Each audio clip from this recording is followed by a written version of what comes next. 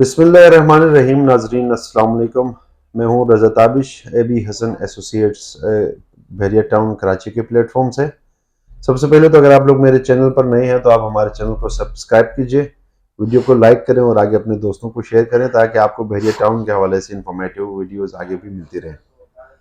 आज हम बहरिया टाउन के लाइफ के हवाले से बात करेंगे कि बहरिया टाउन के अंदर ज़िंदगी किस तरह से गुजर रही है, जो लोग यहाँ पर रेजिडेंट्स हैं। हमारे साथ आज इंजीनियर यावर अब्बास हैं, जो पिछले कई सालों से बहरिया टाउन के अंदर खुद भी रह रहे हैं और खुद यहाँ पर काम भी कर रहे हैं। सिविल इंजीनियर इनका फील्ड है। हमने बहुत सारे इंजीनियर्स को देखा है कि डिग्री हासिल करने के बाद उनको एक अच्छी कंपनी के अंदर अच्छी जॉब की तलाश होती है। बहुत सारे लोग माइग्रेट करके मुल्क से बाहर भी चले जाते हैं, लेकिन यावर अब्बास ने कराची की ही एक प्रेस्टिजियस यूनिवर्सिटी से जो है सिविल इंजीनियरिंग की डिग्री हासिल की और अब वो कराची के अंदर ही बहरिया टाउन के अंदर कंस्ट्रक्शन के हवाले से काम भी कर रहे हैं, कंसल्टेंसी भी कर रहे हैं और खुद बहरिया टाउन के अंदर रह भी रहे हैं। हम इसकी फील्ड के हवाले से भी बात करेंगे और बहरिया टाउन के अंदर रहने के इनके एक्सपीरियंस कैसे है इस हवाले से भी बात करेंगे। यार भाई, thank you so much. Thank you so much. तो सबसे पहले तो हम आपकी इंजीनियरिंग के हवाले से जानना चाहेंगे कि गिलगित बल्तिस्तान जैसे एक दूर उफ्तादा इलाके से आप यहाँ पर माइग्रेट हुए इंजीनियरिंग की। हमने मोस्टली इंजीनियर्स को देखा है कि वो इंजीनियरिंग करते हैं इसलिए कि अच्छी कंपनी के अंदर उनकी जॉब लगे, कोई स्मार्ट सैलरी हो। फिर बिजनेस साइड की तरफ आने का आइडिया कहाँ से आया आपको? ताबिश भाई, थैंक यू सो मच। मैंने अपनी इंजीनियरिंग जो कंप्लीट की है 2015 पे मैं ग्रेजुएट हूँ। उसके बाद जब हम फाइनल ईयर प्रोजेक्ट कर रहे थे उस वक्त से हमने माइंड में ये चीज़ बनाई हुई थी कि हमने बिजनेस करना है। सही। और इसी इंडस्ट्री में कंस्ट्रक्शन का बिजनेस हमने करना है। तो जब हम ग्रेजुएट हुए तो उसके बाद हमने मुख्तलिफ कंपनीज पे अप्लाई किया। जाहिर सी बात है, स्टार्टअप में आपके लिए बहुत मुश्किल हो जाता है कि आप एकदम से आके ये भी नहीं है कि आपका कोई फैमिली बैकग्राउंड है या आप अपनी फैमिली के पैसों से लाके बिजनेस को स्टैंड करें। तो ये नहीं है, माइंड में यही था कि खुद कमाना है, जो करना है खुद ही करना है जो करना है। तो 2015 पे ग्रेजुएट हुए, उसके बाद मल्टीपल कंपनीज में 100+ कंपनीज में हमने जॉब के लिए अप्लाई किया। हमारी सीवी को रद्दी का पेपर बना के फेंक देते थे कि एक्सपीरियंस नहीं है। तो अब एक्सपीरियंस कहाँ से आएगा? एक्सपीरियंस कहाँ से आएगा जब जॉब ही नहीं मिलेगी? तो एक्सपीरियंस कहाँ से आएगा? फिर करते करते करते ये M9 का जो प्रोजेक्ट है मोटरवे का, इसमें FW company, frontier works organisation, जो आर्मी की सबसे बड़ी कंपनी इस वक्त पाकिस्तान में है, तो ये वहाँ पे ये प्रोजेक्ट लॉन्च कर रहे थे। तो उस प्रोजेक्ट पे हमने जाके अपनी CV सबमिट करवाई, हमारा इंटरव्यू हुआ और उन्होंने एज ए इंटर्नशिप हमें 6 मंथ्स के लिए, प्रोबेशन का पीरियड होता है कि 6 महीने तक हम आप लोगों की कारकर्दगी को देखेंगे। अगर आप समझ आ जाते हैं तो फिर हम आपको आपकी जॉब को कंटिन्यू करेंगे। तो ये वहाँ से हमारी कंस्ट्रक्शन की लाइफ स्टार्ट हो गई। फिर बहरिया टाउन की तरफ कैसे ख्याल आया? फिर ये चलता रहा तकरीबन 6 महीने। जब हमारा कंप्लीट हो गया तो फिर उन्होंने कहा कि ठीक है, समझ आ रहे हैं, इंजीनियरिंग पैशन से काम कर रहे हैं, तो उन्होंने कंटिन्यू किया। हमारा ये प्रोजेक्ट कंप्लीट हो गया अल्हम्दुलिल्लाह। 2.5 साल का ये प्रोजेक्ट था, ये प्रोजेक्ट हमने कंप्लीट कर लिया। उसके बाद हमारी यूनिट मूव हो गई, तो आसपास मैंने देखना शुरू किया। अब ये तो यूनिट मूव हो रही है और फ्रंटियर वर्क्स के काम भी ऐसे हैं कि 2 साल में आपको पता चल जाता है कि जॉब में कितना टफ रूटीन होता है और पूरी लाइफ आपने हाईवेज पे गुजारनी है। इधर से मूव करके दूसरी यूनिट मुल्तान चली जाएगी, तो कहीं कहीं पे कहीं पीके पे चली जाएगी, कहीं पे, बस वो पूरी लाइफ आपका सर्कल जो हमारे साथ रह रहे थे शुरू से 15-20 साल जिन्होंने वहाँ पे जॉब की थी, तो उनसे भी हमने एक्सपीरियंस ले लिया है कि यार ये तो पूरा चक्कर काटना है। तो हमने कहा कि यहीं पे कराची में हमने सेटल होना है। आसपास सोसाइटीज देखी तो बहरिया टाउन हमें नजर आया। बहरिया टाउन में आए, इसका माहौल देखा, इसका इन्वायरमेंट देखा, तो ये समझ आ गया कि यार यहाँ पे इन्वायरमेंट भी अच्छा है, लाइफस्टाइल भी अच्छा है, लिविंग के लिए भी अच्छा है और इन्वायरमेंट भी इसका साफ सुथरा है, प्लांटेशन, ग्रीन इन्वायरमेंट। हमने कहा इससे ज्यादा और क्या अच्छा हो सकता है। लेकिन इसमें भी काफी अर्ली लाइफ में स्ट्रगल बहुत है। टाउन के अंदर आप चूंकि एक अरसे से रह रहे हैं तो बहुत सारे लोगों को खदशा यही होता है, यार एक तो ये आउट ऑफ कराची है, पता नहीं वो फैसिलिटीज वहां पर होंगी कि नहीं होंगी जो रेस्ट ऑफ कराची के अंदर है। तो आप अपनी एक्सपीरियंस कैसे शेयर करते हैं कि यहाँ पर जो आपकी यूटिलिटी नीड्स है, घर की जो नीड्स होती है, जो एक बंदा फैमिली के साथ रहता है, तो उसको क्या वो तमाम जरूरियात यहाँ पर हासिल हैं कि जो देखिए काबिज भाई, 2016-17 पे जब हम यहाँ पे आए थे तो इतनी फैसिलिटीज नहीं थी। यहाँ पे आपको शॉपिंग करने के लिए, आपकी रोजमर्रा की चीजों के लिए आपको कराची भाग दौड़ करनी पड़ती थी। अब यहाँ पे सारी चीजें हैं अल्हम्दुलिल्लाह। इम्तियाज मेरे ख्याल से कराची का बल्कि पाकिस्तान का सबसे बड़ा स्टोर यहाँ पे होगा। आपने देखा होगा कितना बड़ा वेयर हाउस है इम्तियाज स्टोर का, और दीगर शॉपिंग ब्रांड्स आप यहाँ पे बैरिया टाउन में AQ मार्केट में आप देखें कितने बड़े ब्रांड्स आ गए। 10A के कमर्शियल में देखें, जो बैरिया की अपनी शॉपिंग गैलरीज इतनी ज्यादा कंस्ट्रक्शन हो गई है उसमें देखें, तो ये मतलब हर चीज अभी यहाँ पे अवेलेबिलिटी है। तो अब हमें कराची जाना नहीं पड़ता है परचेजिंग के लिए, अब यहीं से सारी चीजें हमें मिल जाती।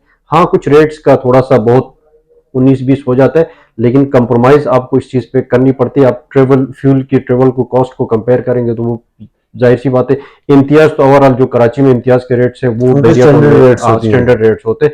बाकी कोई गारमेंट्स की कंपनीज है तो उनके लिए भी हम सजेशन यही देते हैं कि यार कराची का जो रेट है ना उसी रेट पे आप करें, क्योंकि यहाँ पे थोड़ा सा पहले रेंट ज्यादा था, आप देख रहे हैं कि अब रेंट इतना डाउन हो चुका है। अब आपको कराची के मध्य मुकाबिल में यहाँ पे आपको चीजें मिल रही है, जो रेट पे आपको कराची जैनब मार्केट में जो चीजें मिल रही है वहीं आपको AQ मॉल में AQ मार्केट में आपको वही चीजें आपको उसी रेट पे मिल रही हैं। चलिए हम जरा इन्वेस्टर्स के पॉइंट ऑफ व्यू से बात करेंगे। बहुत सारे लोग जो है वो स्कैम से डरते हैं कि उनके पास सरमाया तो है, लेकिन उनको एक इनसिक्योरिटी से फील होती है, यार हम वहां पर सरमाया लगाएं करोड़ों रुपए का, कहीं उनके साथ स्कैम ना हो। तो लोगों के इन्वेस्टमेंट यहाँ पर सिक्योर है, तो इस हवाले से आप क्या कहना चाहेंगे? देखिए, एक ब्रांड होता है ना, जैसे इम्तियाज एक ब्रांड है, जब एक ब्रांड की बात आती है ना वहां पे फिर स्कैम के चांसेस बहुत नेग्लिजिबल होते हैं, ना होने के बराबर है। बैरिया एक ब्रांड है, ये प्रोजेक्ट्स डिलीवर कर चुका है, इस्लामाबाद में प्रोजेक्ट डिलीवर कर चुका है, लाहौर में प्रोजेक्ट डिलीवर कर चुका है, कराची में भी ये ऑलमोस्ट डिलीवर कर चुका है। हाँ, जो केस सुप्रीम कोर्ट में हुआ था उसमें कुछ इफेक्टिव्स बहुत ज्यादा हो गए थे, उन इफेक्टिव्स के साथ आज भी हम खड़े हैं। आज भी कहीं पे भी बैरिया टाउन की मीटिंग होती है तो हम इनके लिए आवाज हमेशा बुलंद करते हैं कि यार इफेक्टिव्स का जो मसला है, जो सुप्रीम कोर्ट के डिसीजन के बाद जो लोग इफेक्ट हुए उनके ऊपर, उस चीज की वजह से बैरिया की मार्केट काफी खराब हुई। अगर वो चीज अभी भी बैरिया काफी चीजों को एडजस्टमेंट कर चुका है, मर्जिंग कर रहा है, प्लॉट्स दे रहा है, उसके बाद विलाज पे लाके एडजस्टमेंट कर रहा है, तो काफी चीजों को उसको भी तकरीबन 50% से ज्यादा इन्होंने उनको भी हो गई है। तो अब जो है ना आहिस्ता आहिस्ता ये सारी चीजें वंस सेटल डाउन हो जाएंगी तो उसके बाद इसी मार्केट में इस वक्त जो मार्केट जिस तरह बनी हुई है, जिसमें सुप्रीम कोर्ट का केस है, इसके बाद इफेक्टिव्स हैं, और मुल्क की अनस्टेबिलिटी की पॉलिटिकल अनस्टेबिलिटी की वजह से जो हालात हैं, इस वजह से मार्केट पूरे ओवरऑल पाकिस्तान की डाउन है तो बैरिया टाउन की भी डाउन है। तो सरमायाकारी के लिए इससे बेहतरीन टाइम कोई भी नहीं होता कहीं पे भी। Highway is future of Karachi. मैं हमेशा कहता हूं कि कराची का फ्यूचर, कराची खत्म हो चुका है, अभी कराची में रहने की गुंजाइश नहीं है। आप कराची में जाते हैं, मैं जाता हूं, आप जाते हैं, तो वहां जाके ऐसी फीलिंग्स आती है, बंदा कहता है यार कहाँ पे आ गया। ये रोड्स की हालत देखें, हर जगह पे इन्होंने खुदाइयां करके कंजस्टेड बहुत हो गया, पॉपुलेशन और ओवरलोडेड पॉपुलेशन हो गई। पूरी दुनिया से पॉपुलेशन यहाँ पे कराची में आ रही है। जो सेवरेज का जो सिस्टम 1990s में उन्होंने बनाया था, वही सेवरेज का सिस्टम आज 2023 में भी वही सिस्टम चल रहा है। अब जिस कैपेसिटी पे इन्होंने चीजें बनाई थी, सेवरेज डिजाइन की थी, ड्रेनेज डिजाइन की थी, वो आबादी इन्होंने जैसे अगर 1 से 1.5 करोड़ के लिए किए थे तो आज 3 करोड़ की आबादी है। तो वो देखें, हर जगह पे गटर उबल रहे होते हैं, हर जगह पे पता नहीं वहां पे। कराची के अंदर जो है एक आम आदमी फैमिली के साथ रहता है, अगर उससे कोई एक स्ट्रीट क्रिमिनल आके मोबाइल छीन ले तो उसके लिए बहुत बड़ा नुकसान होता है। ओवरऑल कैसे कंपेयर करेंगे आप बैरिया टाउन को रेस्ट ऑफ कराची से? सिक्योरिटी के हवाले से मैं 100 में से 100 नंबर्स बैरिया को दूंगा कराची की निस्बत। ठीक है, यहाँ पे एक चोरी होती है तो इतनी हाईलाइट हो जाता है उसको कि बैरिया में चोरी हो गई। अब वहां पे ये मतलब समझे कि एक यूज टू हो गए हैं लोग, रूटीन हो गए हैं। वहां पे रूटीन जब बन जाती है ना तो वो कहते हैं कि यार ठीक है, ये तो हो ही रही है। मतलब उन्होंने इस चीज को एक्सेप्ट कर लिया कि मैं मोबाइल लेके जाऊंगा तो अब मैं भी कराची जाता हूँ तो मैं माइंड बना के जाता हूँ कि 100% स्नैचिंग के चांसेस हैं।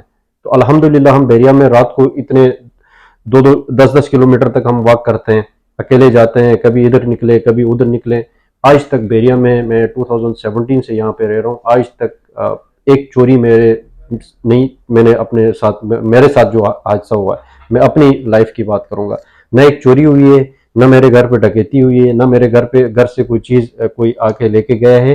किसी किस्म की मेरे साथ कोई इंसिडेंट इस तरह नहीं हुआ। कराची में मैं तकरीबन 3 से 4 साल रहा हूँ, वहां पे 3 हादसा मेरे हुए हैं। कराची को वैसे एशियन फूड हेडक्वार्टर कहा जाता है, ओवरऑल कराची को ना एशिया के अंदर फूड हेडक्वार्टर कहलाता है।